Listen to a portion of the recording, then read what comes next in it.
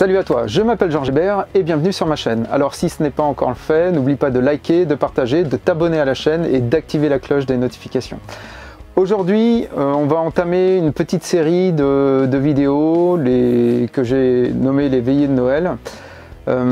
Parce que nous sommes en fin d'année et que c'est les fêtes de fin d'année qui sont proches, donc j'en profite, je fais ce type de format de vidéo, courte vidéo, pour répondre en fait à un mail de Christophe. Donc Christophe, si tu te reconnais, merci pour ta question. C'est quelqu'un qui m'a écrit sur ma boîte mail perso pour me poser une question et me demander si j'utilisais des couteaux au quotidien et quel type de couteau.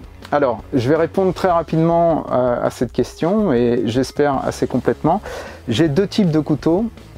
J'ai le couteau de combat que je vais te décrire tout de suite et le couteau que j'utilise, on va dire, pour tout ce que j'ai à faire au quotidien et pour les stages de survie que j'anime aussi. Alors, je vais t'expliquer. D'abord, le couteau de combat. Alors, c'est pas celui-ci que j'utilise régulièrement. Celui-ci, c'est le Ka-Bar, hein, c'est le couteau de l'armée américaine. Donc tu vois, avec une lame qui est teintée pour ne pas briller. Les couteaux de combat, la particularité souvent, c'est qu'ils ont un pommeau ici pour arrêter donc, la main. On a une lame qui est assez importante, qui est capable de couper des gros cordages et de couper autre chose, ou de planter et effectivement de blesser ou de tuer. Ce que je voudrais te dire tout de suite comme règle de sécurité avec le couteau, c'est que si tu ne te sers pas de ton couteau, tu le ranges immédiatement dans son étui. Un couteau rangé est un couteau qu'on ne va en général pas perdre, qui ne va pas te blesser ou qui ne va pas blesser une autre personne. Donc si tu ne te sers pas de ton couteau, tu le ranges immédiatement. Voilà, fin de l'aparté. Alors, donc couteau de combat. Que dire de plus? Bon, c'est un couteau ce sont des couteaux en général qui valent assez cher. Je ne vais pas te donner d'ordre de prix puisque en fait en fonction des couteaux de combat les prix peuvent varier. Mais si tu dois t'équiper en couteau de combat, prends quelque chose de qualité. Si c'est ton métier, ne lésigne pas sur la qualité. Voilà.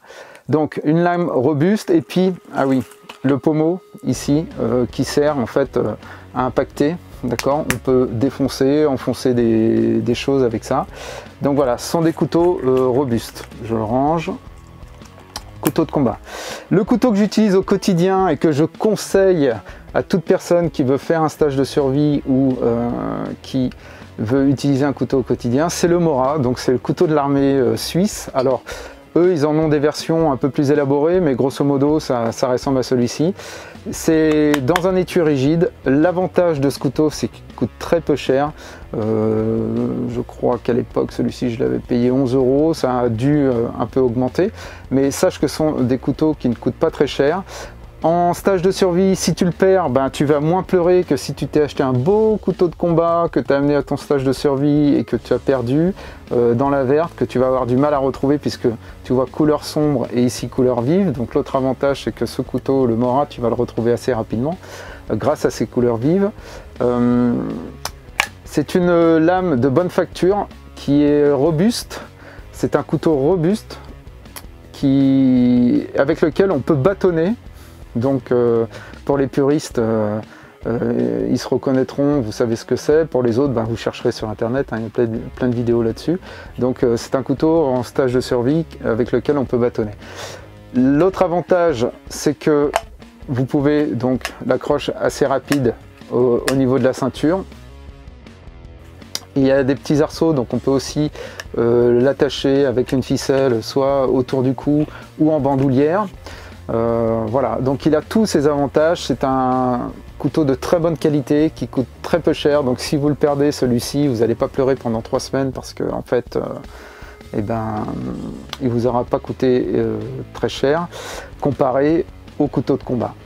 Voilà, donc c'est pour répondre Christophe donc à ta question, c'est les deux couteaux que j'utilise le plus régulièrement. Donc couteau de combat, mais qui est plus utilisé dans des situations, on va dire, tactiques ou d'entraînement, et le couteau que j'utilise au quotidien pour couper tout ce que j'ai à couper chez moi, et puis dans les stages de survie que j'anime. Voilà. J'espère que cette courte vidéo t'a plu. N'hésite pas à commenter la vidéo, à me poser des questions. Si tu souhaites poser des questions et que tu veux que j'y réponde, n'hésite pas à les laisser dans les commentaires.